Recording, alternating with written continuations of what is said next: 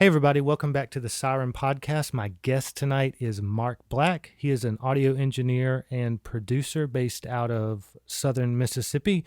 He's worked with artists from all over the country. He's worked with Waiting for Brantley. He has done Chad Knight. He's worked with a lot of the bands back when I was coming up. Pretty much everybody was using him to make their albums because he makes great albums. He's also worked with Afroman and some other national acts as well. Tonight we talk about all kinds of different things. We talk about recording gear, how to record, how he records, some of the specific gear he uses, all kinds of different things. It was a really good time. He's a really good guy, awesome to talk to. So let's just get right into it. Ladies and gentlemen, Mark Black.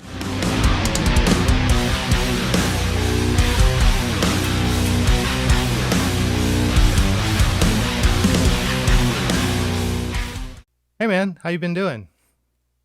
Thanks for coming on. Doing well. You're awesome. Welcome. Thanks for having me.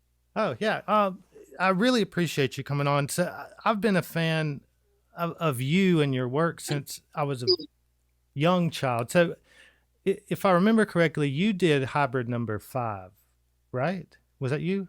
I did.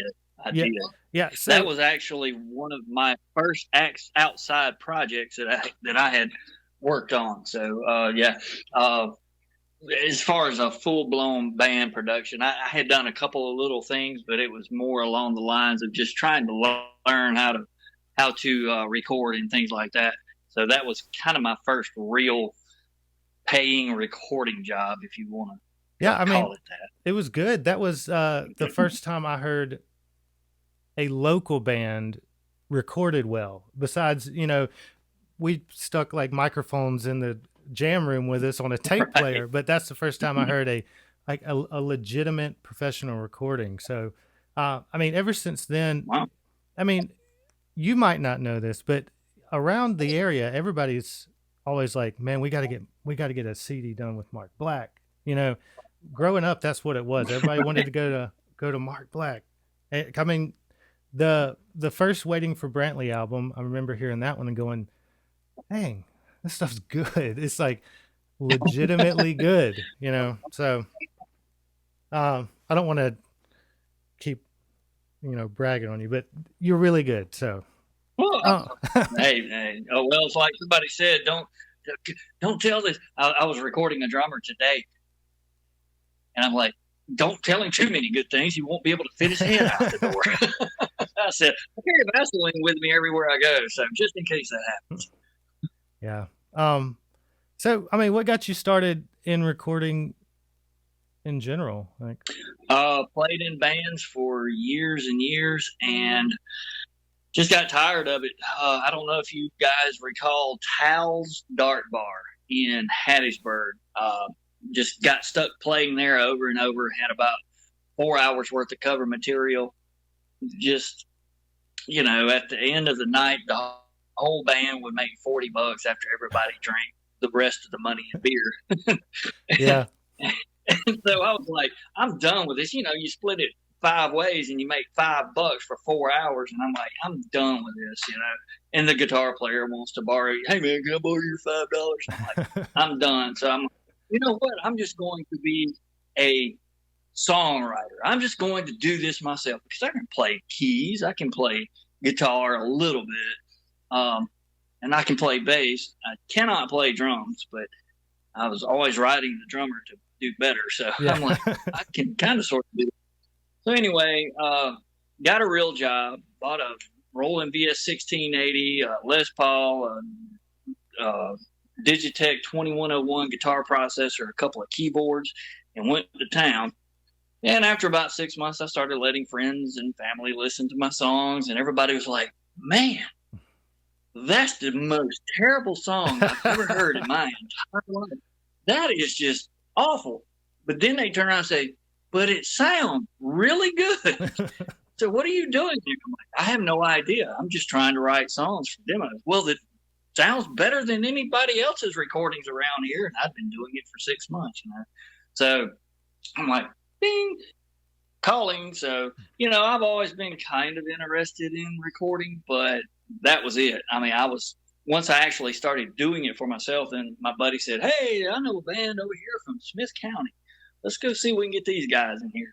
And it was like, just go and do a couple of things with them. Nothing major, no money involved. It's like, and it was pretty much the exact same thing. Just put SM57s and 58s on the drum kit and hope for the best. And it was pretty terrible. But about a year later, I met up with Alan Stroh and Brad Wells and did the hybrid number 5 thing. That was my first foray into commercial. I'm holding my phone so I can only do one. I got it. There you go. Commercial. There you go. Studio out of my house. So, and I worked out of there for years and years and years. Oh, that's awesome, man. I have been recording since I was young. I don't have the same, I guess, skills as you do in it. But what got me started was I couldn't afford to go anywhere. So I had an old computer they used to have these little mics that would stick on the side of like the monitor so you could chat with people. And so I would just use that thing, and I couldn't record a full drum kit. So I'd have to like record one track and hit the drum, the kick drum, and then hit the snare drum. It didn't work out awesome, but that's how I got into it. I was like, I'll have to do it myself, I guess. Cool Edit Pro is what I was using, which is now. Me too. You know what? That is hilarious. A buddy of mine, he's no longer with us, gave me a copy of that from somewhere, and I'm like, oh wow, this is great. I can do anything. And I found a Cool Edit was so limited. I learned and maxed that thing out in about 2 weeks. Yeah. And so I spent about 2 months with it, and then I got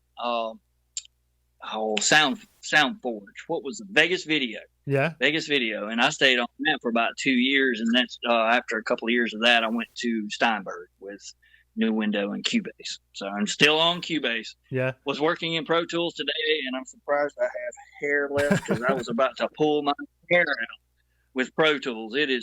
It's cool on some things, but there is just some things that in Pro Tools makes no sense to me, and most of it is the most important part.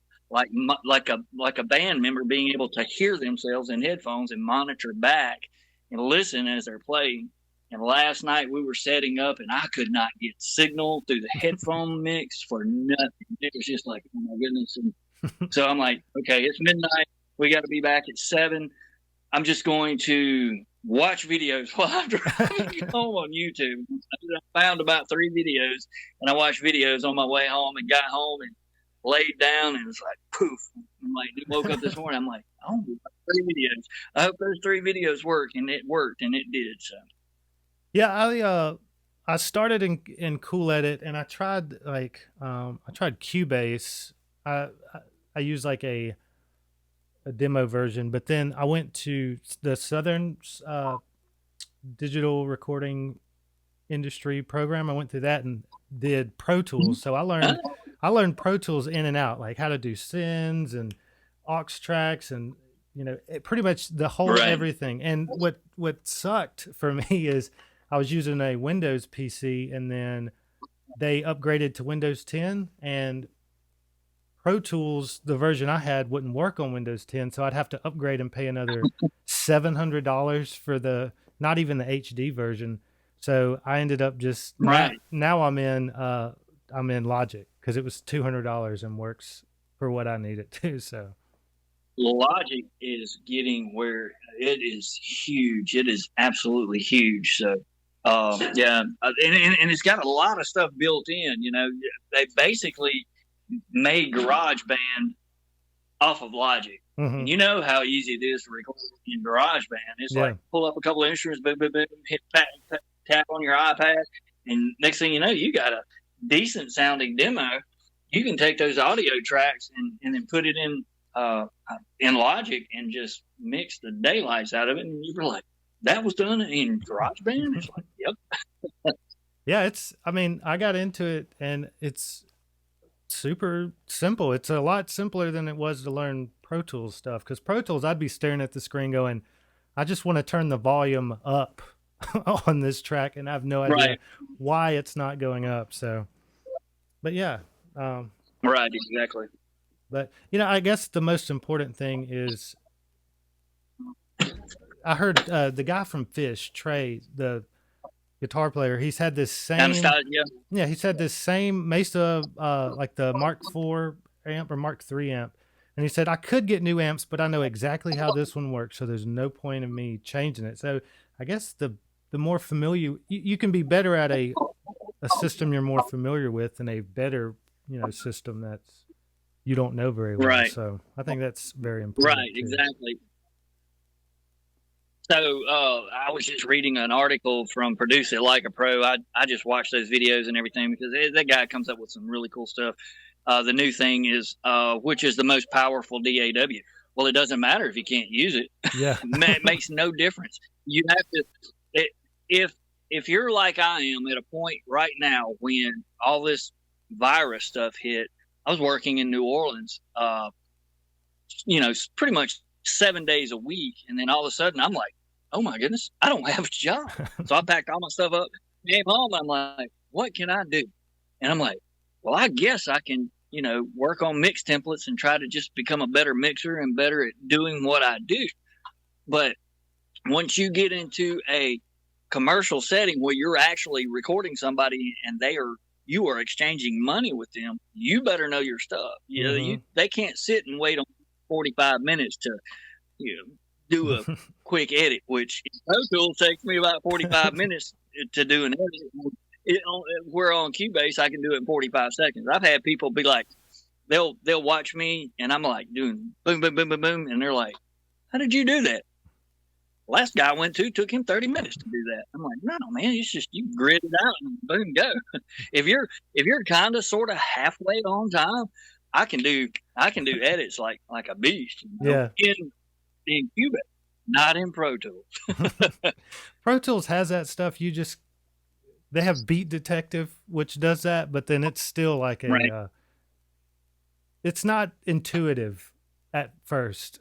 So it takes a lot of playing around with it to get it to work. I guess that's part of the deal. Is to me, Pro Tools is a lot more counterintuitive initially, whereas even Cool Edit Pro and Vegas Video and of course Cubase to me was just like, well, this makes sense. Well, that makes sense. Boom, boom, boom. Because it seems like as I think about some of the analog stuff, I'm like, well, this is a little more like analog stuff. So okay, we'll go with that. Yeah. So and then Pro Tools, I'm like, look, I just want to run a headphone amp and come out 3 and 4 into a headphone amp and run that out to the drummer today, and nothing. So, well, there'll be like one little like when running an aux, it doesn't. The thing with like a lot of the programs, they set up things for you. They're like, I think that you're doing an aux because you want to run a reverb track connected to this. Right. Like Pro Tools will be like, it's an aux track. I don't know. I'm not going to assume you're doing anything. So when you first do it, you have to do it like pre-fader and hit this little switch, or nothing will come out of the aux track. And if no one tells you that, you'll never figure it out. So I don't know if Pro Tools is more of a where you can do anything you want. We're not going to help you at all. It's here. We're not going to guess what you're trying to do. You got to figure it out on your own. I'm thinking you're exactly right. It's like, but that's the thing about Pro Tools. The sends and auxes and buses to me are way more powerful even than in Cubase. So I was talking to a buddy of mine from New Orleans that worked with Dave Fortman, used to be roommates with Phil Anselmo from what's that big band? He was Down and a couple other big bands he was in. He's a big Pro Tools guy, and I was talking to him just a few minutes ago, and he was like, "Yeah, you can do so many cool things," and I was like, "So I can edit quickly, I can record quickly on Cubase, but I'm sitting here thinking about mixing. I'm like, Pro Tools seems like where it would be at in mixing. Once you got all your editing or recording and editing out of the way, Yeah. then because you can do so many sends, like you can send everything into everything. Mm-hmm. But with Cubase, there's a lot of backwards compatible. So like you can't send a track and create another track and send that track into the empty track. You know, send a signal to that with different, but you can in Pro Tools. So I was just like, you know, hey, I could do a subscription. I'm like, no, wait, I'm not making money right now doing recordings. Yeah. So everybody shut down. Pro Tools has a free version. I haven't used it, but I think it's like you get 16 tracks and limited like bit rates and stuff, but I don't know. It's called First. I haven't used it, but you know what? Check that out. What I liked about Cool Edit, and maybe the new programs do this, but you used to be able on Cool Edit is you could like double click your track that you recorded and it would open up its own track by itself, and you could highlight just like a snare hit and then put a delay on it, and just that part that you highlighted would play that effect instead of having it just running like a effects pedal in the chain.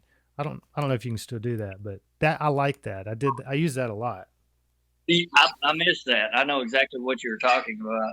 And even Cool Edit though, it's funny. I actually working with that first band that, like I said, was not a lot of money or no money involved. Going back and listening to these terrible tune drums that sounded like cardboard boxes with 58s and 57s. Going back and creating samples like kick and snare samples in Cool Edit and going in and lining every single drum hit up perfectly. It was like, oh my god, hand. And I'm like, oh, they came out with Drumagog, and then I'm like, okay, this is cool. It's a little faster. You still had to go in and make sure all the hits are lined up. I'm like, I still did that quicker in Cool Edit, but now things are so awesome. Like I have the Slate subscription with Trigger, and I'm like, no, that's not in the subscription. I bought that one. Trigger? It's like spot on the money. Yeah, it's awesome. I haven't used that. I've been doing. I mean, Logic comes with a pretty good drum suite, and I was thinking about getting one of the like Superior Drummer or something, but a Trigger. Oh yeah, might be good too. Trigger works great because you can take a sample, and it comes with a few samples that sound good. You can take the samples and just put it in the pad, and then take and apply that, put that in your insert on, like, say, the kick drum track, and it automatically just boom, boom, boom. You may have to make a couple of adjustments on Trigger, but it is so fast and so easy. I've got some little kind of clean up drum samples, but I'm trying to actually get out of drum samples, and I'm trying to bring them down. Mm-hmm. Tired of everything sounding like a 2004 death metal track, where there's no velocity at all on the kick and snare. I always did that when I'd have a heavy band come in. I would just get like a 30-second note drum sample and just put it all the way through the song. They're like, yes, that works. Everybody just died. Like metal, like technical metal bands that like play like really like arpeggios and stuff. They like that triggered drum sound, like the kick where it's almost got like, they do. Like you can hear the click a lot on their kicks instead of like a big low kick. It's like, right. They like that. I guess you can hear it. It's crazy. And it's always funny to find the drummer that's like, hey, can you make and they're a band like that, but then the drummer comes in and he's like, hey, can you make my drum kit sound like When the Levee Breaks? I'm like, no, not on this project. Now, if you want to write new songs and come in, it's not going to sound good. We can. No, it is not going to cut through. So, I mean, nobody else is going to be on the. No one else is going to be on the record, but be able to be heard, because by the time you turn everybody down so your drum can come through, there's not going to be much there. It is so funny to think about the way record songs used to sound back in the 60s and 70s, and everybody talks about how great that sound was. But if you listen to it in comparison with music today, there's so much more going on. But people still tend to like that old Led Zeppelin stuff, and I love it too. But when you try to record something like that, you still have to do more to it today to kind of feel a little more modern. I guess if you wanted to, if somebody was desperately looking for that old sound, you'd set them up with 3 mics on the drums, put everybody in the same room and say, go to town. Call me when you're done. I'll hit record, go grab me a sandwich and come back. And if it sounds good, I'll listen back. If not, you need to go home and rehearse some more, because that's how they did it. It was that's how magic was made in music back then. Everybody played in the same room together. Yeah. Or at least laid down the main tracks. And so, and the drummer I was recording today, he's 68. Said he just turned 68. Fantastic drummer, amazing drummer. Played for Leonard Skinner for 3 years. Wow. Toured with Reba McEntire, Emmylou Harris, Katie Lang. Been on dozens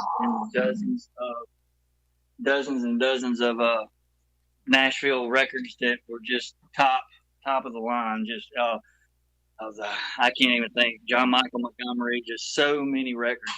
And we were talking about that today.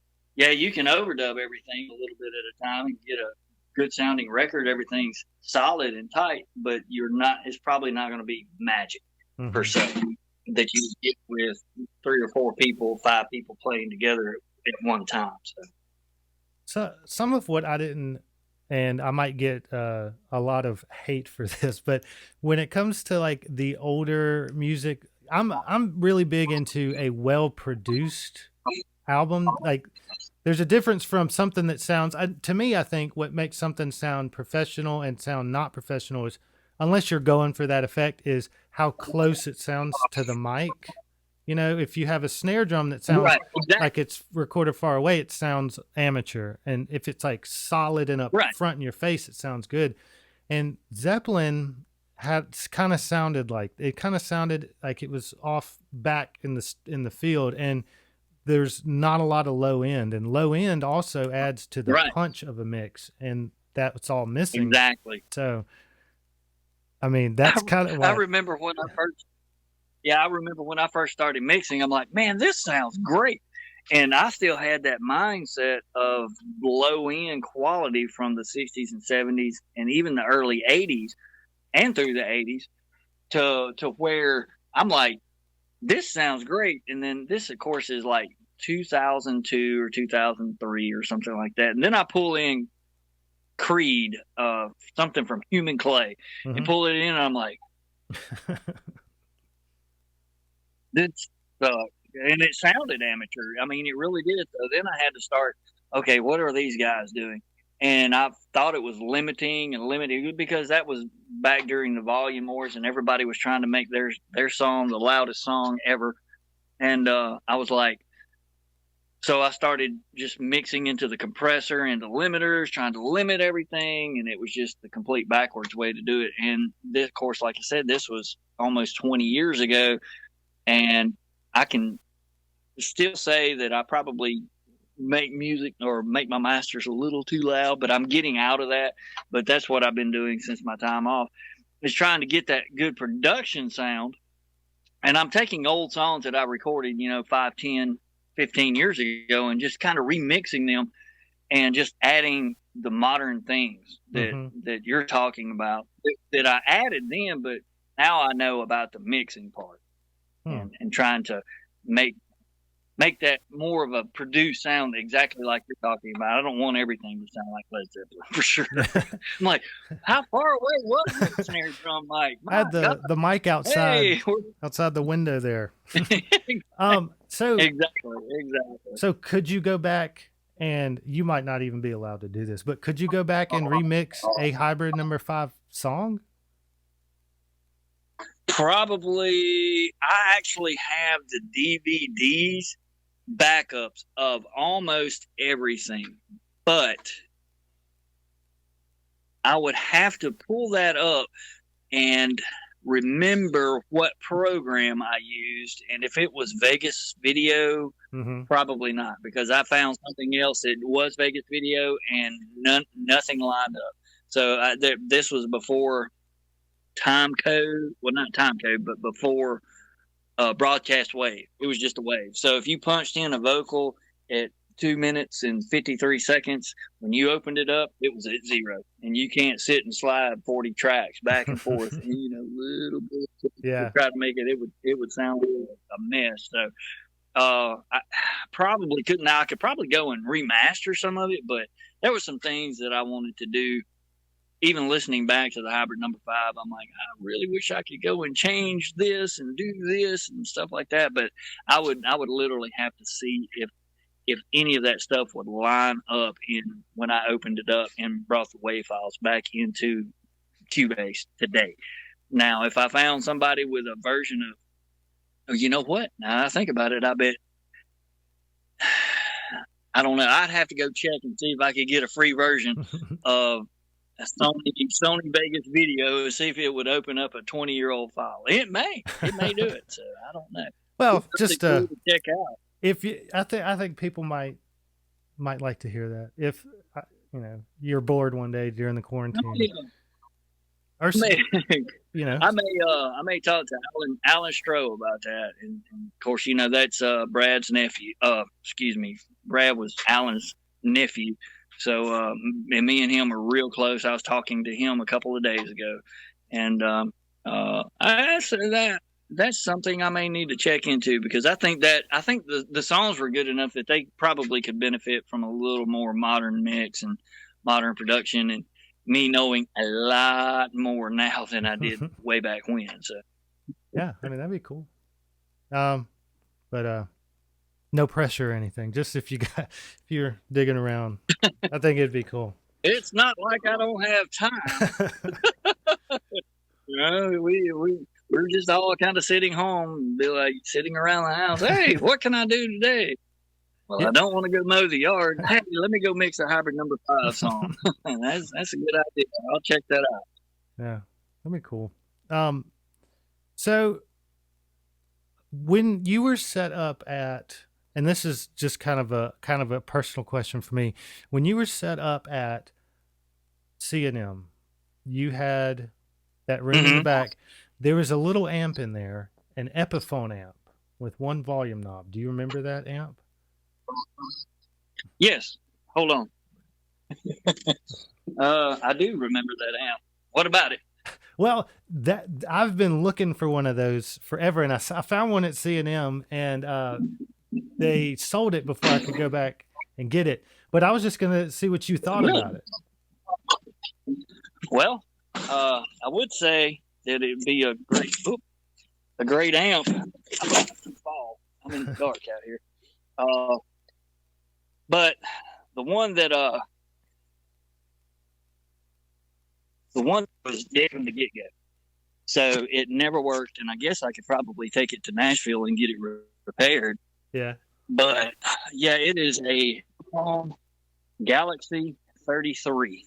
Yeah. And it is, let's see what I can find around here. It is right there. Let's see. Damn. Still. Wow. I don't know if you can see it or not. Let's see. Yeah, your video is getting a little blurry. Yeah, so I still have it. Somebody left that. Oh, yeah. I think, yeah, I'm out here in the shed. Yeah, man. Wi-Fi's crap out here. I love little small, tiny amps like that. Especially like unique ones that you don't see all the time. Those are real cool to me. Right. I have one called it's a Gibson Skylark. Oh yeah? That a buddy of mine, it was a buddy of mine's uncle, yeah. And oh my goodness, that thing is a tone monster. It's got a Weber, a new Weber 10-inch speaker in it. So it doesn't have the original speaker, but oh my goodness, that thing is just absolutely incredible. You take a ribbon mic and put it in front of it about, 6 8-10 inches back from it. And it's just like, ah. And so, and you can turn it up loud, and it's not screaming loud, but it's still got a good clean tone, but it's got some overdrive in the back. And it's just really, really cool. I don't know if you've checked out anything I've done here in the past 2 or 3 years, but a fellow by the name of Hunter Riley, he is a country project, and pretty much all the main rhythm guitars were done on that amp, and it's just like, it was like, holy crap, thing sounds great. But yeah, I was going through and checking out all these old amps and looking at the tubes and seeing like, okay, how bad is this thing? And yeah, that thing has been DOA since I got it, and but you pay anything for it. The guy left it at the house. Well, I don't think he paid anything for it either. Yeah. So anyway, I may do, like I say, take it up to Nashville. There's a guy named Jimmy English. That's an excellent electronics technician. He could probably make that thing sing too. So I need to check that out. Yeah. I saw I don't know if you've ever seen the rig rundowns on YouTube where they go and like, they'll go to like artists and they show them their stuff. One of them, I don't know who the guy was, but he had a recording studio, and he has like, the whole wall lined with amps, and he's like, here's a twin reverb from the 65 or whatever year, and here's an actual Bassman, a true Bassman amp, and all these like great amps just lined up. And he goes, and you know what we use the most? And he pulls out this little tiny like 10-inch, I want to say the Blues Junior, like the little tiny one, like this big. He's like, this is what we use for 90% of our recording. And that's kind of like, sometimes when you get in the studio, the things that you wouldn't think sound the best for some reason, some old Radio Shack amp, and you're like, I could have never gotten this tone without this little $15 right amp. I mean, probably not all the time, but sometimes. I have done right. I used to do a thing with punk bands, especially. I would take their Mesa Boogie amp and record it, and then with a humbucker laden guitar, and just get this raw, just wall of distortion. Well, then I'd go back and I'd take something like a Fender Strat, and then I have this 1987 Laney ARO tube guitar amp. It kind of sounds like crap, but the EQ on that thing is just ridiculous. And I would put a distortion pedal in front of it and crank the high end, the presence, all the way up, the mid all the way up, and the bass all the way down. I said, okay, double everything with that. And it sounded like it. I can't explain how bad it sounded by itself. But layered on top of that distortion from the Mesa Boogies and Marshalls and stuff like that, it was just like, well, that just brought everything to life. So you got the definition. So then I got to where I was trying to split everything out, but I ended up with so much hum or buzz that it was so noisy. I'm like, I don't know if this is going to work. You guys are just going to have to practice harder and be able to double track better. so that was one of the tricks that I like to do. And just bringing different amps in and out at different sections of the song. I used to have a ton of amps. Then all of a sudden I was like, started getting rid of them. My wife said, hey, we need a little extra cash. You got to either sell this amp and then sell that amp. I told her the last really good amp that I had that I sold, I said, I hate to tell you this. I said, I'm only getting like $700. I'm basically making my money back that I paid for. I said, to replace this is going to be a lot more than that. And I still haven't replaced that amp. so I guess I need to go buy me one of those Mesa Boogie Triple Crowns or one of the Metropolis Marshall things that they've got, that Georgia Metropolis has made. There's a couple of other ones I found that are, the Kemper. Those Kemper amps are actually pretty doggone cool. Yeah, I've seen they can, like, it runs. You plug your amp into it, and it runs like a sound wave through it, and then mimics that amp. Yep. Exactly. I haven't actually played one, but I've seen a lot of people give good reviews on them and say they're really good. A lot of people are using Go check out. Fractal. Yep. Well, so Fractal is modeling, whereas I can't remember what they call the Kemper, but it's not modeling. It's a totally different thing. Mm-hmm. It's oh, I can't remember the word they used, but it was like, just go watch the videos on YouTube, Mm-hmm. and then they'll take the tone print of an Engel amp, and within 3 or 4 minutes, you can't tell switching back and forth between either or. We're talking about an Engel amp with a cabinet and a microphone in front of it versus plugging your guitar into the Kemper and then coming out of that with an XLR into your recording rig, and boom, no speaker, no anything like that. Mm-hmm. It's there. It's like, you've got to be kidding me. You can do it at 1 o'clock in the morning, you know, as loud as right, you. Exactly. There's no volume. Well, that's another trick that I tell people.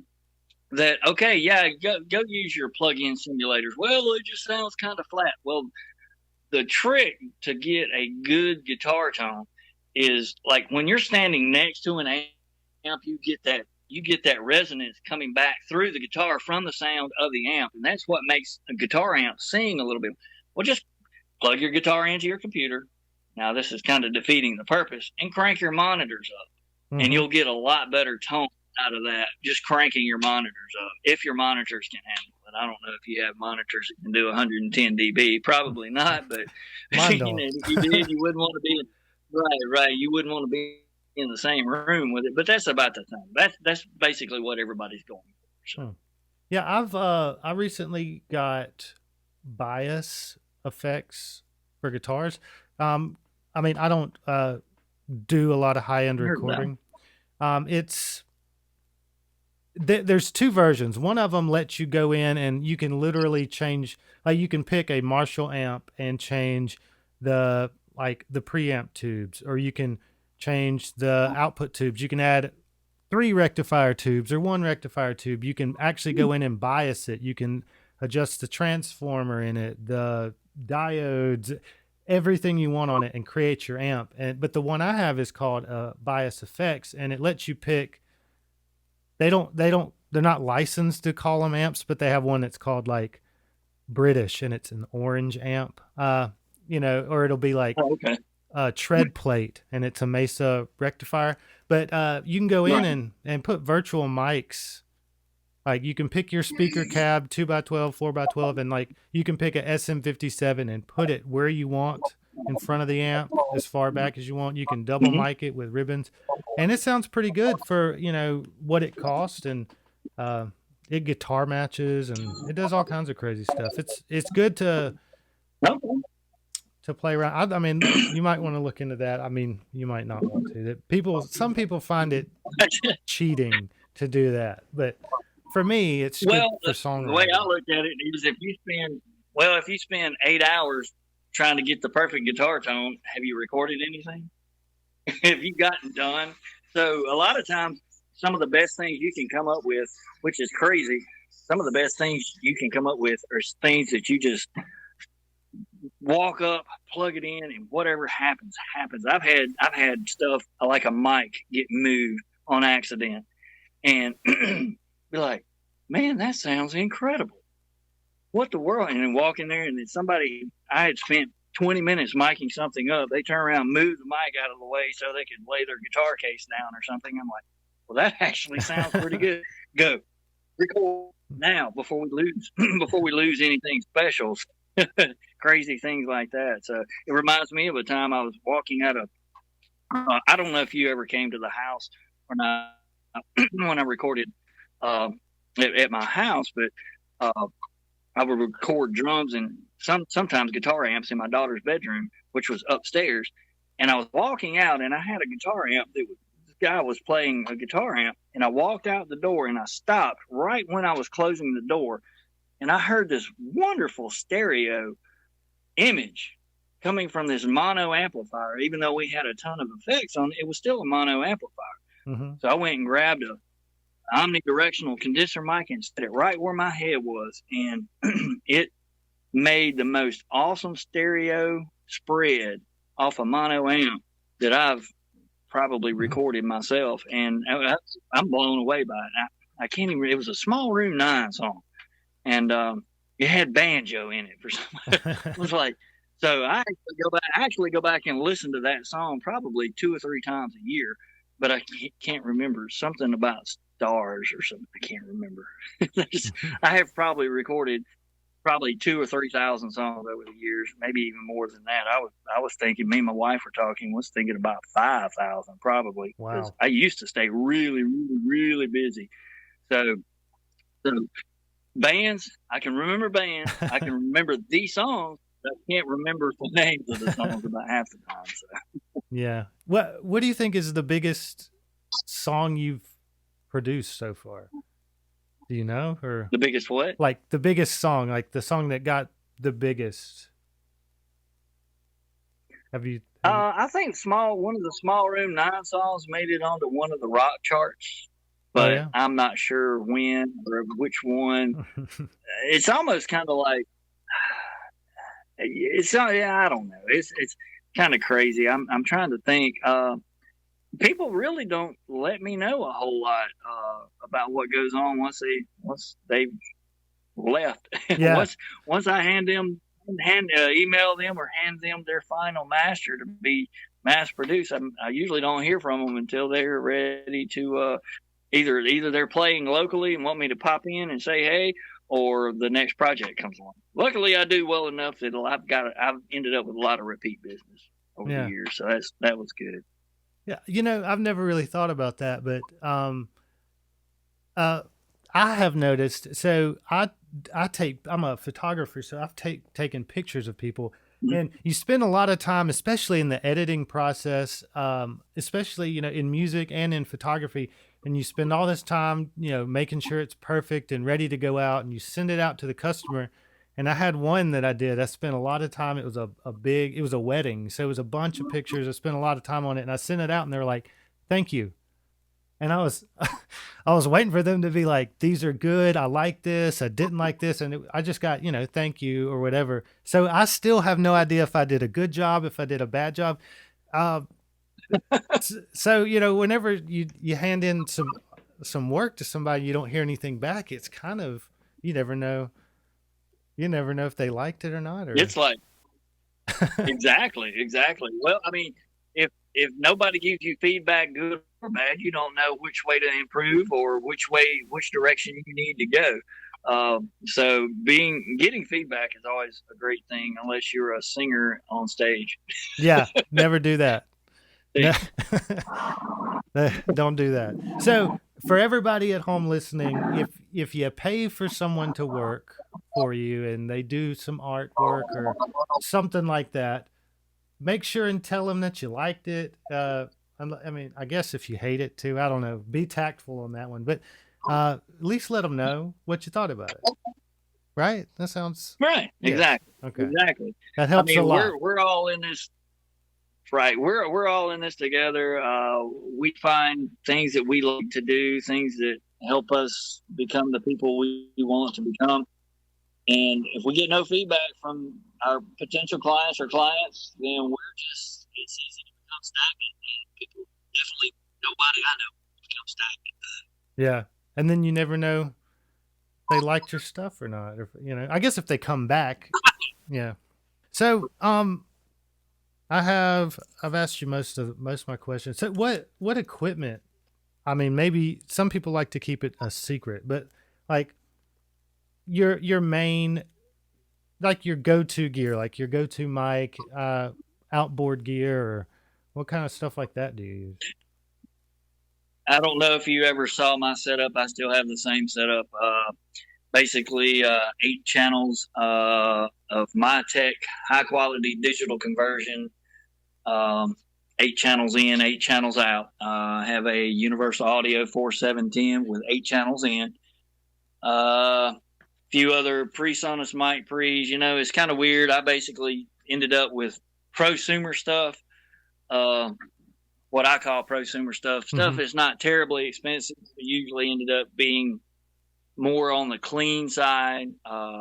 People always talk about, you need this $4,000 mic pre, you need this $3,000 compressor, you need this $8,000 equalizer. Yeah, that's all fine and dandy, but we live in South Mississippi. Yeah. People are not going to pay me $125 an hour to record, So I ended up at $40 an hour. I'm still $40 an hour. So nothing really special that I spent a ton of money on. Go-to mics, Shure SM7B. Sounds great on everything except maybe acoustic guitar. I can't even remember. It's been so long since I put a SM7B on something that didn't sound good. So I have a couple of Shure KSM32 that sounds great on everything but vocals. Yeah. And not that it sounds bad, it just sounds flat. It's just kind of boring sound. Mm-hmm. So, but between the SM7 on vocals and a couple of Shure KSM32s, you can do just about anything. Throw in a couple of, let me see. Just, I have the Audix mics, Audix drum mics, Shure SM81s, a lot of Shure mics. Trying to think. At one point I had about 40 or 50 mics. But most of those were condenser mics and they crapped out. Yeah. So it's actually cheaper to buy one than it is to repair. There for a while I had a lot of SE electronic mics, and they were the very first early on version from the early 2000s, and every one of those don't work anymore. They work, but they have a lot of internal noise. I'm trying to think. SM or the Yamaha NS10s. I got a pair of Yamaha NS10s. Work great. I've been thinking I'm still using yeah. Or the 8s. You can find those online, used ones. And then there's the Aventone who recreated those. Yeah. So I actually blew the tweeters in one of those NS10s and replaced it with an Aventone tweeter, which was $300 less than an original Yamaha tweeter. So I'm like, and it works. It works great. I have a Yamaha subwoofer. Let's say use Cubase. Have Plug-in Alliance, Slate, Cush Audio, and Empirical Labs subscriptions for plugins. Pretty much everything I do it's all digital. I've never really used analog tape before. I've recorded on some analog boards using analog stuff. It's just basically I have my setup set to where I can actually move around fairly easily. So right now, I don't have room at my home to record anymore. So I went from there to C&M, where you were talking about earlier. Within a month of that, people going in and out after hours, they were like, nope, nobody in and out. So everybody got off at work at 5 o'clock, would come in. The store would close at 6. I'm like, well, this ain't really working out too well, is it? So where did I go from that? I don't even remember where I went from there. I think I ended up taking over a couple of classrooms at a church I go to in Laurel. And that worked out pretty well. And then the youth minister said, hey, we're going to start doing classes in here. So now I really don't actually have anywhere to record. So basically, if somebody needs me, I just pack up and go to them. So all my stuff's pretty mobile. And I actually like getting out and going and recording. I do have my stuff set up in my mother's shed that she just turned into a she shed, but I can do a little bit of recording, but it's not real conducive to recording. But it's cool. It's air conditioned. I don't mind hanging out there. It's got a couch and things like that, and I have internet out there, so I can go read the newest blog about the newest piece of gear that I can't afford, things like that. Trying to think of, but I can do some mixing out there. So I've been doing a little bit of mixing for people from time to time, and everything. So nothing really spectacular. My digital converter is probably the most expensive piece of gear I have. And when I first bought that thing, and it's probably 12 years old, when I first bought that thing, I'm like, oh my gosh, I just wasted $3,500 on this thing. Well, a few months, 2 or 3 months after I got it, everything was super clean. I go back to an old recording that I did with the converters that I was using, and I'm like, ugh, ugh. So I'm like, I did not waste my $3,500.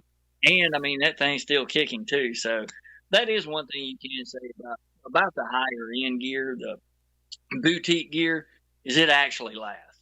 But like the PreSonus stuff, even though it works, you can get decent sounding stuff, or it sounds fine, most of it clean.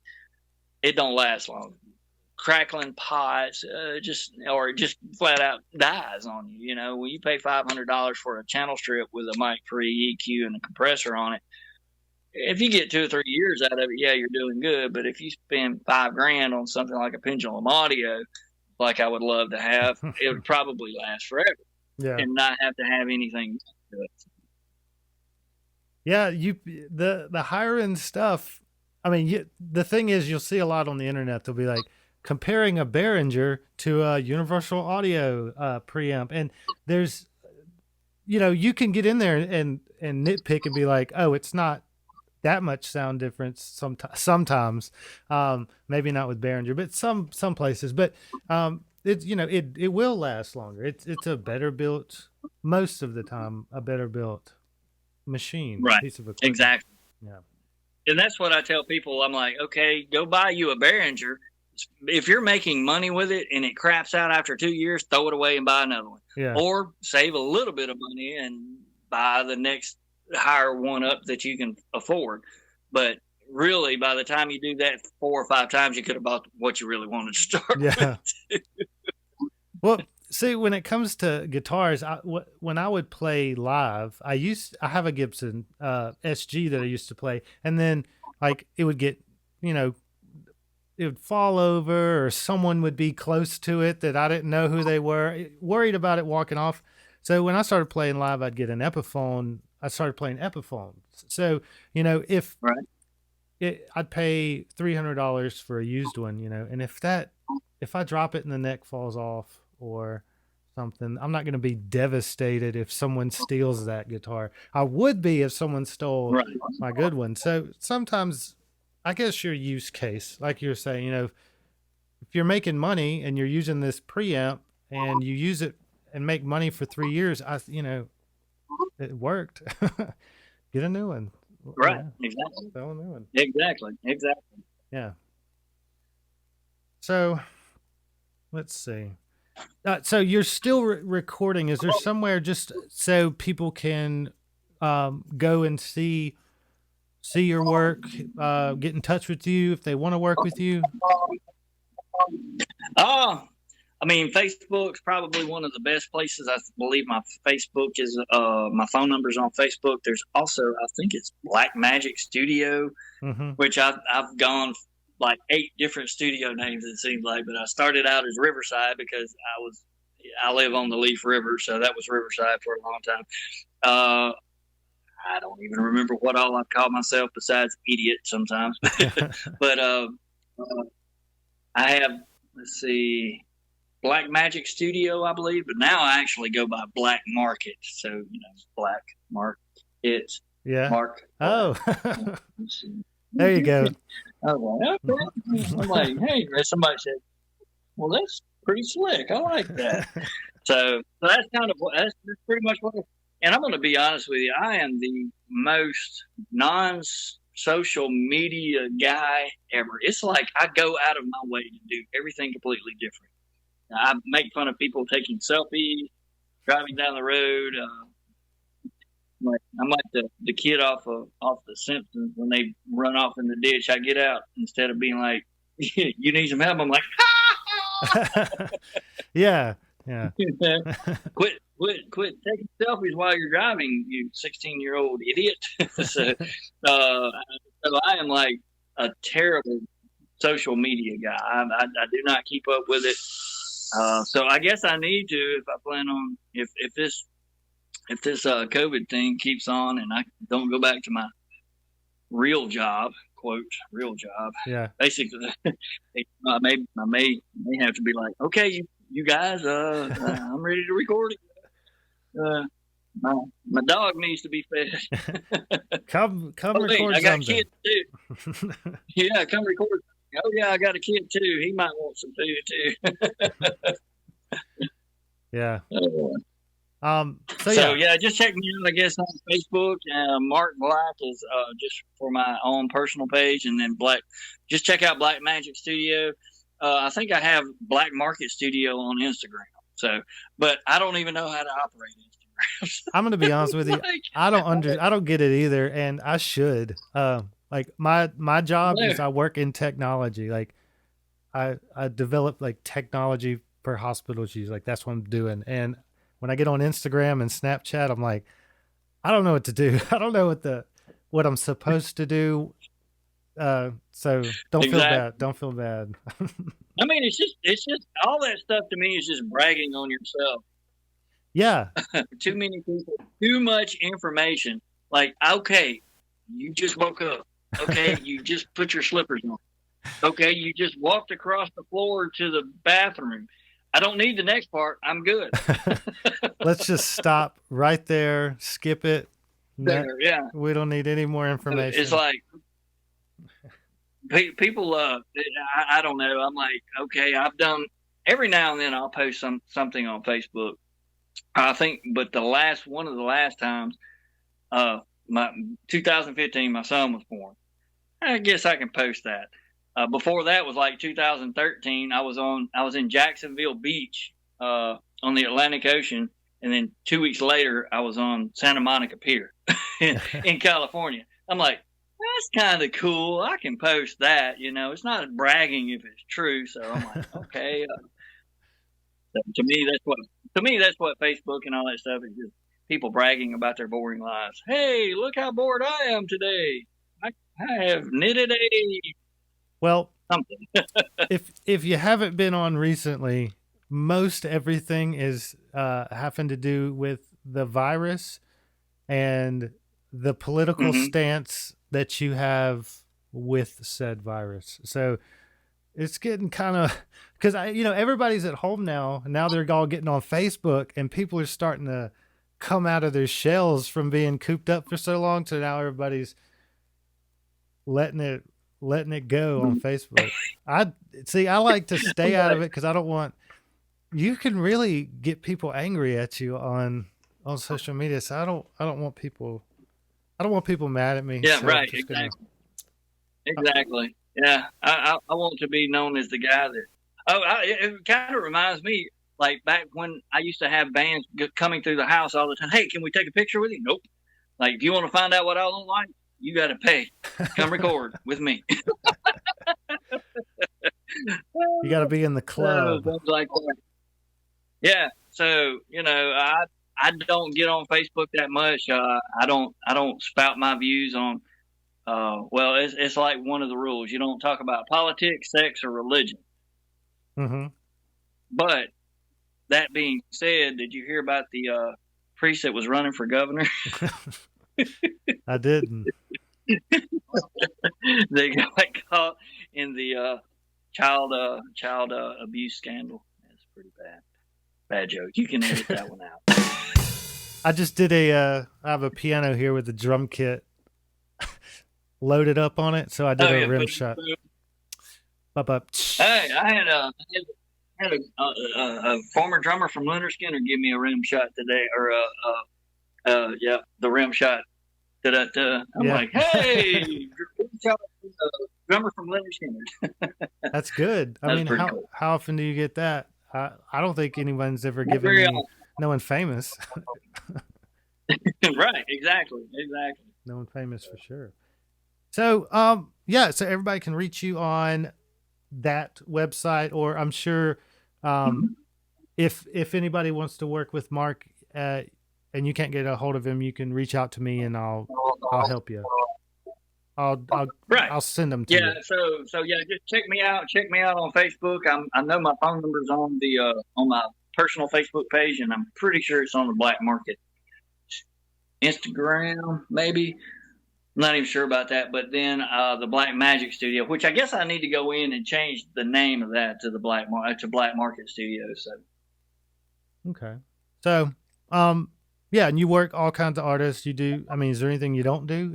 Any music projects you'll say no to? I tell you what, the only thing I've said no to is people that owe me money and then they want to come back in. Oh, Hey, you gonna pay me money? Yeah, you gotta pay me. Have you gonna pay me the money you owe me? Well, I don't have it. Well, then you don't get to come back to me. I couldn't even fathom what's going through someone's mind when they owe you money and then call you back and ask to do some more right? work. I would feel weird asking, like, "Hey, I owe you money, but can you front me some more of your time? I'll promise you I'll pay you Yeah, for this exactly. one." Yeah, I'd, Right, exactly. There's a guy I work with out of Jackson who's got a pretty nice studio in Richland, just south of Jackson, and he's hardcore. He's hardcore businessman, and he's like, if I haven't worked with you before, you pay the full price up front all the way for every hour that you book. Before I even book you, you pay me in full up front. Because he's like, I know I'll be there, but if you don't show up, or then we get halfway done with it, and you don't have any more money, then I'm the one losing. He said, once we get a working relationship, yeah, I'll do a 50% upfront deposit, but yeah, we'll go with it after that. You'll get your final copy when you pay it in full. But that dude is hardcore, and I don't think he's real busy with the recording studio, but he has his own computer, and he does really well. So if somebody doesn't want to do it the way he wants to do, he's like, see ya. well, But me, I'm kind of like, with the people, right? Yeah, the people that owe me money, those are the only people I don't work with. So, but I do rap, country, gospel, Christian, rock,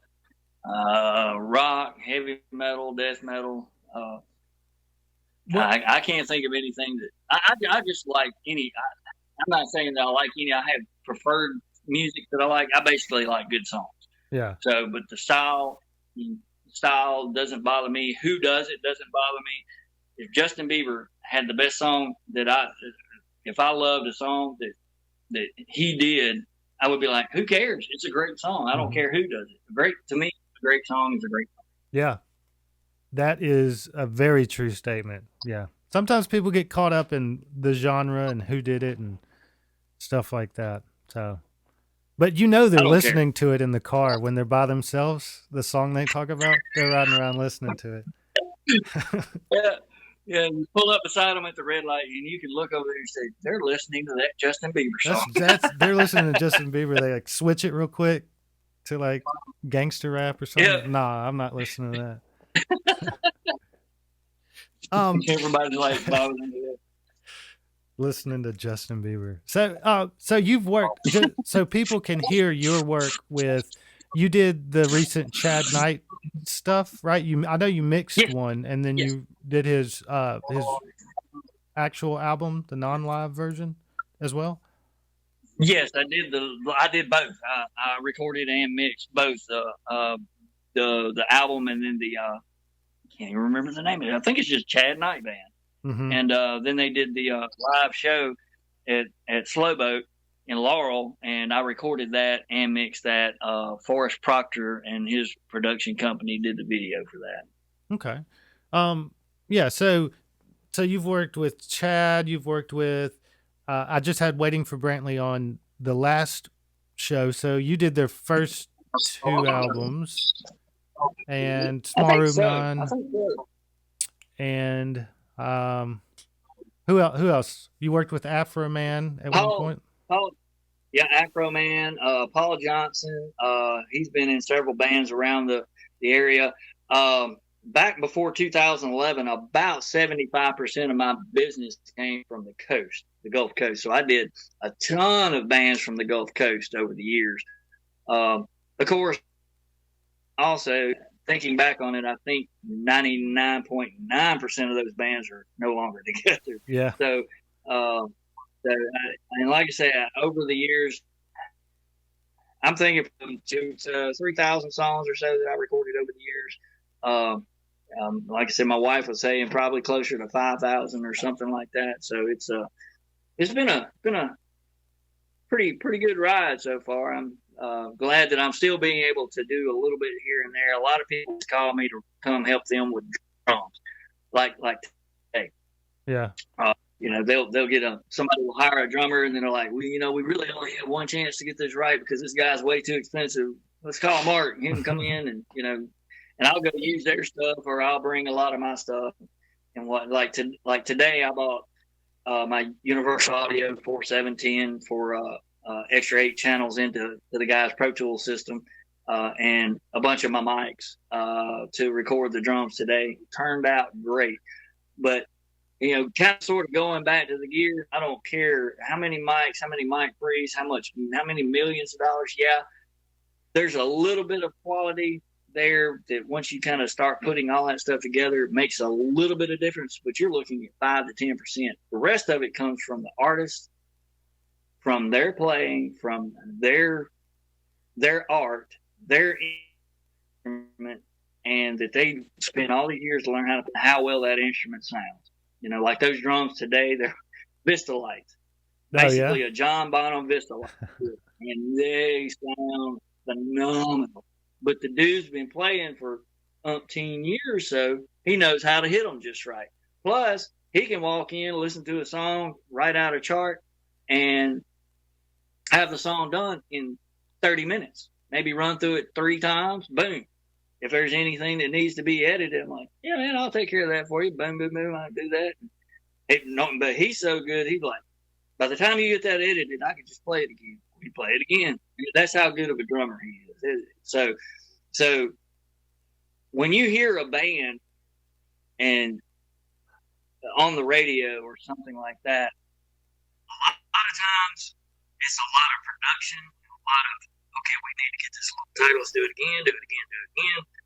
But when you hear a band live and it's just amazing, that's because of the people that are there who put the time and the effort to make it as great as they possibly can.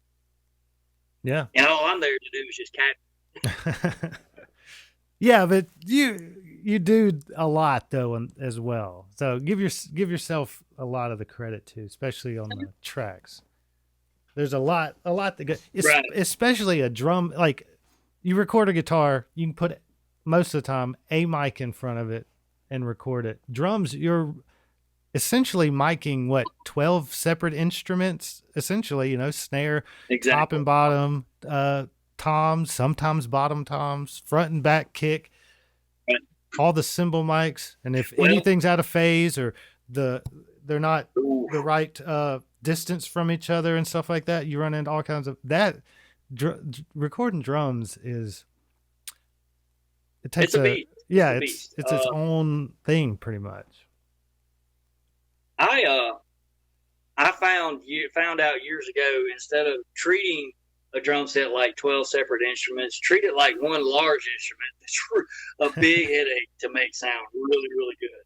Yeah. And a lot of it's mic placement, but most of it, I don't know if it's just, I know that it's not going to be out of phase, but I very rarely ever ended up with any cone filtering. And, which is kind of weird, because I was listening to, there's a guy named F. Reed Shippen, has a studio in Nashville called Robot Lemon. Dude is a fantastic mix engineer. And I was going through his Spotify list, and Emerson Hart from Tonic has a song on there. And I went and listened to it, and the snare drum is almost perfectly out of phase with everything else. It's like it has that hollow cone filter effect, like you're talking through your hand. And I'm like, he either could not do anything with that, or that's an effect they're going for. But if it's an effect they're going for, it's terrible. Yeah. Sometimes it's like, well, so I was sitting there thinking, I'm like, this poor guy was trying to mix this. It was like, ugh. The Metallica did make a very big song, Saint Anger, with that. Do you remember Saint Anger with that snare drum? That was terrible. The ringiest. I remember the first time I heard that, I'm like, ooh, new reference track. that record, that album, that CD is a great reference track because it don't take much to make it sound better. At least I can do better than Metallica Saint Anger. God, I remember. If you're new to recording, start with that record. Yes, I mean that's the snare on that song was just. It was like boom every time he hit it. I don't know. He was just maybe it's a creative choice, I guess. I think they were trying to do something garage band like, trying to go back to the roots as a bunch of kids playing in a garage, trying to write songs and become billionaires. That was not my favorite snare sound of all time. You know, one thing I've noticed is, and maybe it's just the way I hear things, but I think in a mix, the main thing you hear is like the loudest parts of a mix are the vocals, the snare, and the kick. And everything else kind of sits off to the side. If you have those three mixed and EQ'd and the right volume, then it automatically changes from an amateur recording to I'm not going to say automatically to a professional, but it ups the level substantially having those three things, the right volume. Right. And I'm going to be honest with you, for years, I always felt like my vocals were good enough. And then I'm like, but why do I feel like when I A-B it that it needs to be better? And I was like, well, I'll just chalk it up to the singer. That guy could be better. It's his fault. Yeah, so there's so many little tiny techniques. I'm finding out instead of trying to make something sound the way you want it with one track and 1 or 2, 3 plugins, split that joker out, send it to several places, send it to take your track and make 5 copies of it and compress each copy differently, compress each track differently. Mm-hmm. And then bring the different sounds in and out as it goes. So like if you have 5 different compressors, plug-in compressors on 5 different tracks, and they're all compressing slightly different and they're sounding different, well, when you kind of adjust in between those, you get all kinds of different sounds. And that's one of the new things that I've been working on, templates and things like that, trying to get trying to get better. You know, I'm trying to take this downtime to trying to improve myself. Matter of fact, improvement thing while they're at home, and I decided not only to do that with mixing, but I decided I was going to learn some new languages, and I've already learned 3 new languages. So I'm like, man, it's awesome. So I'm now fluent in British, Canadian, and Australian. That's a substantial accomplishment you got there. Thank you very much. What'd you do, Rosetta Stone for that? Is that a new expansion? You're not going to believe it. Taylorsville High School, bro. Taylorsville High School. That's hilarious. I'm gonna have to get up on my Aussie. Yep. Boy, never know. Only thing most people know about Australians, they just throw a bunch of blasted shrimp on the barbie. Oi. And some beer. Yeah. That's awesome. That's awesome. Well, there you go, everybody. Go and learn those 3 accents. I mean, languages. Those 3 languages. 3 new languages. I'm taking advantage of this self-improvement. I'm still considered an essential worker, which I'm not complaining about at all. So I've been working since this whole thing started. So I'm glad that's to be going to work every day. So that is excellent. Yeah. You know, as much as I enjoy a little bit of downtime, especially working when you do something you enjoy is really awesome. So as long as you like your job, I've had great paying jobs that I hated. I've had low paying jobs that I've loved. The job that I was that I had down in New Orleans. Basically, they would send me all over the city to different hotels, and I would work in the audio video departments in these hotels and just go in and set up for conventions, meetings, conferences, and things like that. Just set up the audio, video. When it was done, tear it down, put it up, go to the next hotel. It's awesome, awesome, awesome job. But my passion is still recording and mixing. Mixing's always been my favorite part of the recording process. So any chance I get to do that, but it's also good to have a good job. And if you find a job you love, it's worth it. It's worth it. And when you don't have that due to no fault of your own, it's like, well, this kind of sucks. Yeah. So even though you're getting your unemployment, and then you're getting your stipend, and then you're getting these other checks, and it's like, I'm not starving to death yet, but I sure am bored. So I'm ready to go back to work. Yeah. So sure, people, give me a call. I'll come record you, as long as you're not sick.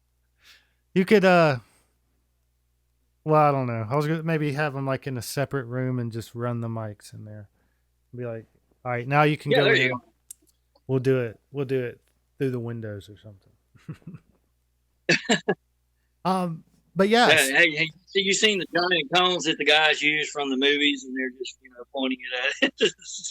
They're like, yeah, shotgun mic from 2 blocks away. Oh no, Pro Tools joke. Hey, no, Pro Tools joke. That's up, guys. Come on in.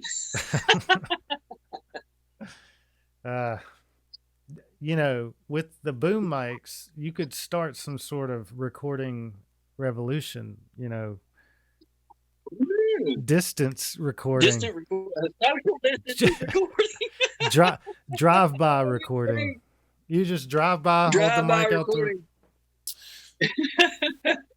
Yeah, the only thing anybody can do is go out jogging. So, what was it? The movie Yes Man with the jogging photography. I guess you can do the jogging recording and just ride along in your car. You ride beside them with a boom mic and record them while they're jogging. You're welcome. That's that's the next big idea. I'll split the proceeds. Yeah, I'll split the proceeds with you. Just put my name in the credits. That's all I ask for. There you go. On the production credits. There you go. So yeah, I mean, is there anything specific you wanted to talk about, or I've gone through all my questions here on my end. I'm a very uninteresting guy. I really don't have a lot to say. I would disagree with you. I think you're a very interesting guy. You've done a lot of cool thank stuff. you. Yeah.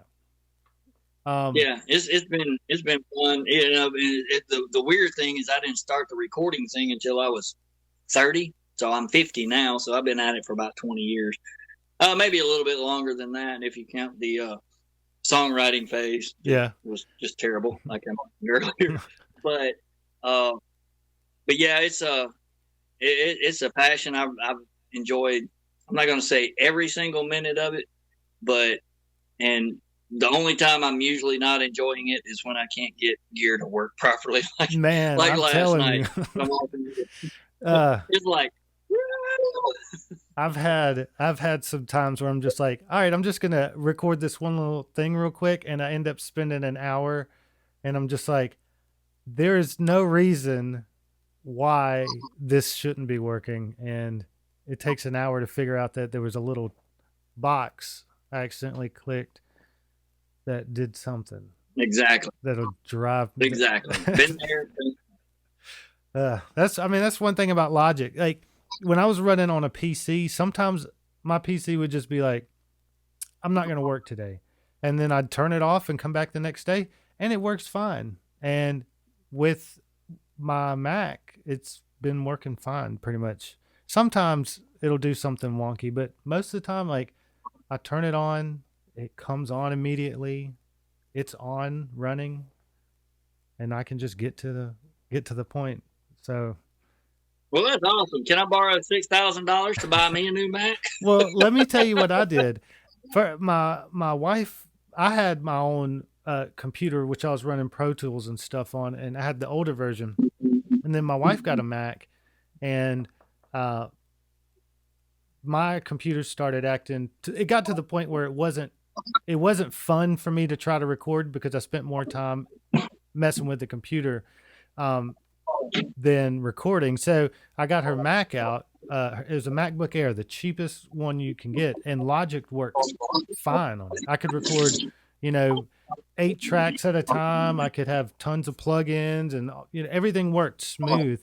But I found a something made a crazy noise here. I found a Mac of all trades website, and I got a Mac Mini, and they were on sale, so it was really cheap. But it has 16 gigs of RAM, an i7 solid state, half a terabyte drive. That's all I need for what I do. So I mean, Okay.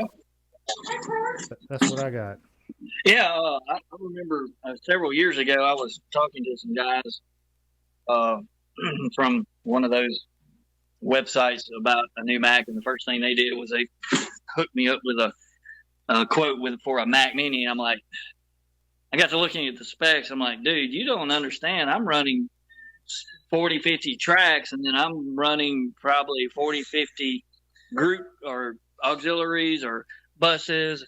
I'm just sending stuff all over the place. So I'm like, I'm pretty sure I'm going to max that out. I'm already maxing, my PC out that's got a lot more,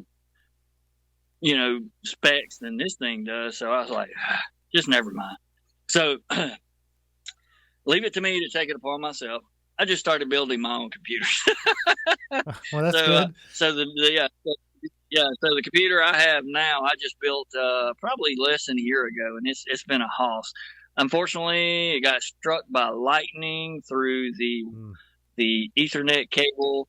Got my mom's modem here in her house, and it went straight. And I had it unplugged and everything, and it blew out the LAN guard and killed the motherboard. So I had to turn around and spend another $500 on a motherboard. Wow. Look, but I got the motherboard I originally wanted, so, and it's a house now. There was I looked at Apple just released a new Mac Pro, which is their like high-end PC. This thing can have 128 gigs of RAM? No, 1.5 terabytes of RAM. Of RAM. It could have 64 or 128 of graphics memory. Oh, God.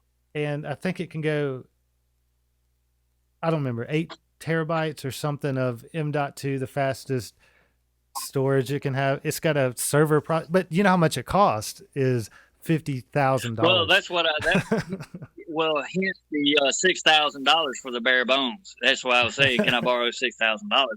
Buy me a Mac, a new Mac. So yeah, those things. The first time I looked at the specs of that thing, I was like, holy crap! I think I may go to Mac. But then I was like looking at the price. I'm like, well, no, I'm not.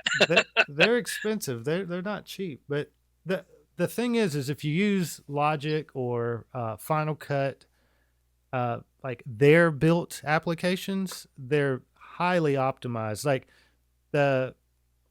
you can edit, 4K video on like an i3 with barely any RAM, just because how optimized it is. So like me using Logic, it can run off a MacBook Air when my PC couldn't run Pro Tools because it's not optimized for my specific PC. But exactly. And those huge honking new Macs, man, that's for the people from the film industries are who's going to be maxing those things out. That's not for regular people. You don't buy one of those to have at your house. Surf the internet. Yeah. Surf the internet and play GarageBand. Yeah, man, I got 1.5 terabytes of RAM. That is, when I was in high school, I remember someone saying, man, that guy's computer's got 4 gigs of RAM. And I was like, 4 gigs? My computer's got 512 megabytes of RAM, and that was the high one. That was the more expensive computer. It's ridiculous. Right, exactly. 120. I would love to go back and look at my very first Dell desktop and see how many gigs were. I don't even remember, but that was the one that I started with the Cool Edit Pro on. Yeah. And it lasted for a year and a half. And then when I got into Vegas video and started getting a few plugins here and there, it way down real fast. So that's when I started buying. I had a guy build a couple of computers for me, and then I'm like, well, if this guy can do it, I can do it. So I've built my last. I've built two. So I built one, and then I bought one after about 7 or 8 years of that. I bought one that was so cheap that I couldn't have built it for myself, and it lasted about 7 or 8 years. So you get about 7 or 8 years out of a PC, but a Mac, there's a lot of people I know that still use their Mac from 2008, 2010. Now they don't upgrade it at all. They don't do anything to it, but they're using it for very specific things and no internet and things like that. So, but they're able to still do their Pro Tools HD system on it. Yeah. I mean, a lot of that stuff, if you don't upgrade your Pro Tools and just keep everything offline, like you can, load in your plugins with USB and stuff, they'll run fine. Like if it can run a full studio, it's not going to stop running that same software in the future. If you're not connecting it and upgrading it, it'll keep running that same program fine till it breaks. So yeah, exactly. And it's usually a Mac, and I can't think of the last time somebody said a Mac went down that it was not unfixable. Well, the canister Macs, I think those were real kind of limited, but those last. Most people I know still have a lot of those. But those old cheese graters, man, there's guys that I know that say, yeah, it finally broke down, but I just went and spent $100 on a part and replaced it, and it came right back with no problem. That's what they had at Southern. They had the G5 is what it's called, the big metal Mac, the cheese grater, the cheese grater, and it was an older model, and it worked fine. It ran everything. I mean, they had the, I don't know if you're familiar with Waves, but they had the full Waves Mercury bundle on that, and all the contacts. Yeah. Pretty much every it was too much. I never even got into it, but there was probably thousands of plugins on it, and they'd run fine. Yeah, I went to that studio a couple of times. I kind of perused through the Pro Tools system there that they had and their Mac, and I was like, it's not too bad. I'm like, hey, maybe I ought to enroll in here. I'm like, wait a minute, I need to be teaching the class. What I need to be doing. You probably could. I actually talked to somebody about that. They said, oh man, you got to have a master's degree. You have to have a master's at least to teach. You have to have the degree above what you're teaching. Oh, okay. Well, the way I look at it is, if you can, people who can do, people who can't teach. Yeah. There you go. The mic selection they had up there, they had a U87, a Neumann U87, which you think is great, but if you have an okay singer, it sounds bad because you can hear every bad thing about them. Right. But a good singer sounds really good. They had the real Snowball blue mics. They had I'm trying to think, it was a tube mic called, it's not Telefunken, but it was something. They had the E84s. Was it a Groove Tube? Groove Tube, yes. It was a Groove Tube with a tube in them. I told you I've been there. Yeah, they had all kinds of good stuff. They had, I don't know if you've ever seen Earthworks mics, but they call them high definition mics or whatever. Yeah. And this one, you had to plug it in hot with the phantom power on. Like, turn the phantom power on, then plug it in. That's what they recommended in the manual. And then, but it had a little small cap condenser, like, centimeter, and you could use it on kick. It would work on a kick drum. Right. The TC30s, I believe, Earthworks, they're super, super nice, super clean. Not a lot of character, but what you put in front of it is what you got back out of it. Yeah, they were nice. A lot of stuff to play around with. They had an RCA Ribbon Mic, old one. Ooh. Did anybody run phantom power to that and kill it? I didn't touch it. I just left it because I wasn't sure how all that. And it looked like something from NBC, or, in the 50s. So. Yeah, I love Ribbon mics. I have a couple of Cascade Fathead 2s that my wife had overnighted for me for Christmas about 10 years ago. I use those things all the time. Love them.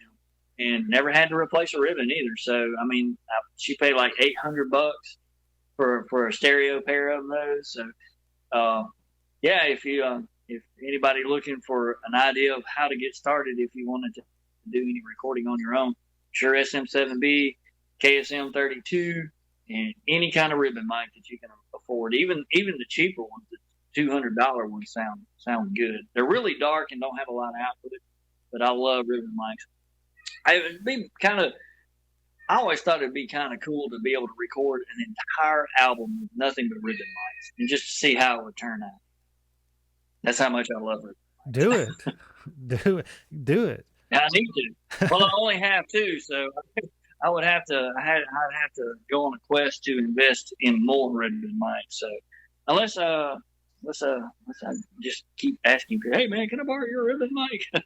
If anybody out there has a ribbon mic, lend it to Mark, and he'll make a whole album. My next album will be my next album that I record for somebody will be with nothing but ribbon mics.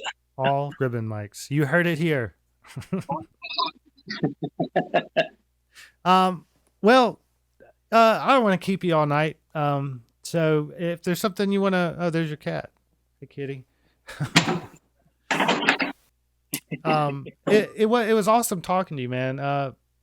You are, good talking to you. Yeah. Thank you. The legendary audio production recorder, whatever you want to call yourself around the area. I've never heard anything bad about you, and I've never heard a bad recording come out of your studio. So, appreciate that. Yeah, that's awesome. So, you can check out Mark at Black Magic Studios. It might turn to Black Market by the time you get there. If not, reach out to me and I'll send you a link to wherever you need to go. You can listen to all kinds of albums he's done. He's done all kinds of them. Anything else you want to leave with? Word of advice? If anybody wants to get in touch, if anybody wants to get in touch with me for sample audio, just like I say, get in touch with me on Facebook. Phone number you can get with about here, and then I have a Dropbox folder that I can send you a link to, and probably have 20 or 30 songs that I've recorded over the years. That's awesome. If you want to send that to me, I can put it on my Facebook page and let people go listen to that. Oh, okay. Yeah. I'll just post it up there. I'll do that. Yeah, sounds like it. Awesome, man. I really appreciate it and enjoyed having you on. You're welcome. If you ever want to come back, if you got something going on, or if you just want to come back on and talk, you're always welcome. So just let me know. Yeah. So maybe next time, if I'm in the middle of a recording session or something and you're available, I may shoot you a message, let you know, and maybe I can show you guys around some of my setup and things like that. So that would be if we had Wi-Fi. Yeah, that would be really awesome. I mean, even if all the crazy COVID stuff is over by then, I could just bring a camera out there or something. I don't know. Well, we can work out the details, but something like that. Yeah, that would be really awesome. I can tell more jokes too. Yes. I did the rim shot again, so. There you go. I need a button that does that. There you go. Make that. Get you a sample editor. Just pull up Logic or something with a sample and just. I'm gonna do that. All right, man. Well, thanks again, and I guess I'll talk with you soon. Yeah, keep in touch, and I'll try to keep in touch with you as well. And I'll shoot you that link on Dropbox. Awesome, man. All right, man. Stay safe. Good talking to you. You too. Thank you. Good night.